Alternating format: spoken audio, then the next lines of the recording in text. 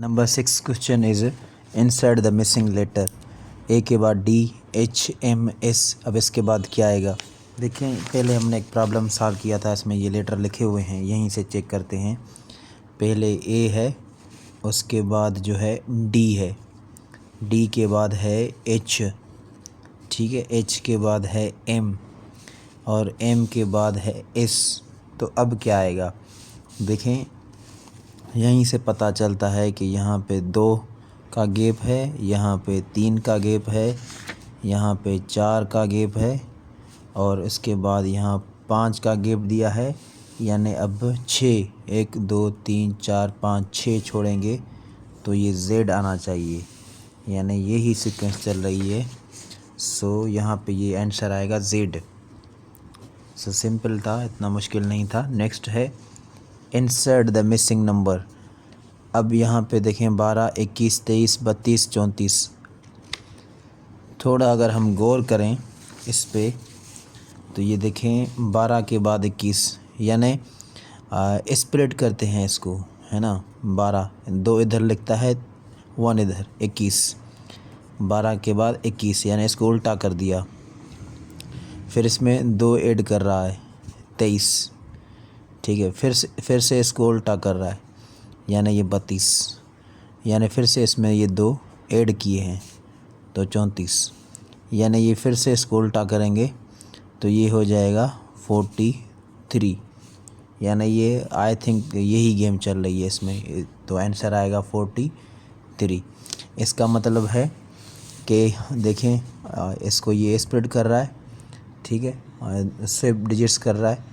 12 से 21, 2 इधर 1 इधर, फिर 2 ऐड कर रहा है 23, फिर इसको स्विप कर रहा है 3 इधर 32, फिर से 2 ऐड, फिर से 34 जो आएगा ये 43, फिर से इसमें 2 ऐड करेगा तो 45, फिर से उसको उल्टा करेगा, यानी ये सीरीज़ इस तरह से चलती जाएगी। सो 43 इज़ आंसर। नेक्स्ट है इंसर्ट द मिसिंग नंबर। तो ये देखें 14, 9, 5, 21, 8, 13, 28, 9। सो ये किस तरह से हो रहे हैं देखें, ये भी आसान है, इतना मुश्किल नहीं है। यहाँ देखें थोड़ा सा, अगर 14 में से 9 निकालें तो 5, 21 में से 8 निकालें तो 13, 28 में से 9 निकालें तो 19। मेरे ख्याल में यही है सीक्वेंस। सो देखें कि अगर 14 में से 9 माइनस करें तो ये 5 मिलता है, 21 में से 8 माइनस करें तो ये 13 मिलता है और 28 में से 9 माइनस करें तो ये 19 मिलता है। So answer is 19। सो इसमें ये जो है ये एक ट्रिक है। सो 14 माइनस 9 5, 21 माइनस 8 13 और 28 minus 9 that is 19। Option D duck.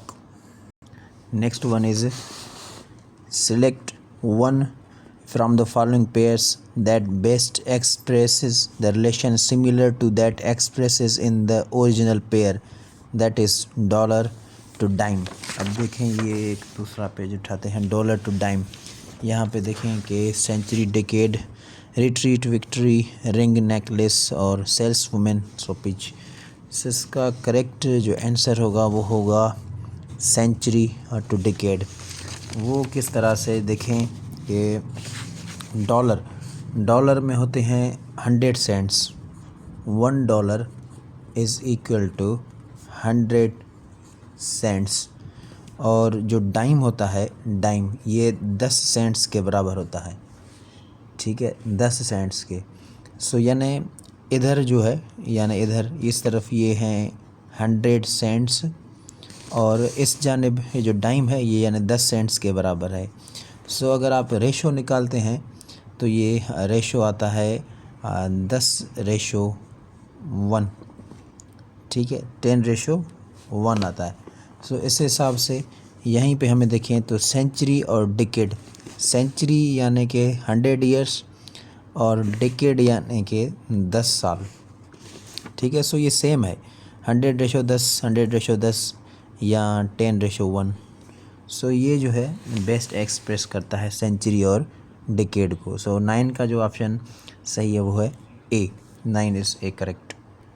Question number 10 is select one from the following pairs that best express the relation similar to the expresses in original pair horse to mare, यानी ये जो है घोड़ा और ये इसका मादा, इसको कहते हैं घोड़ी।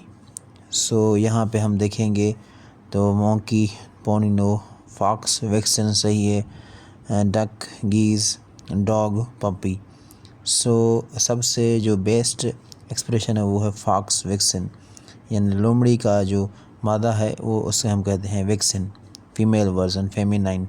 सो बेस्ट एक्सप्रेशन जो है ये है B book, fox vixen, option B. Option जो ए है मॉन्की टू पोनी, ये इसका फीमेल वर्जन नहीं है, इसको हम फीमेल मॉन्की ही कहते हैं। और डक का हेन होता है, ये geese is a type of duck, so ये फीमेल वर्जन नहीं इसका। और डॉग का जो है ये बिच होता है, ठीक है। So dog is to bitch. So best expression जो था वो था फॉक्स एंड विक्सन।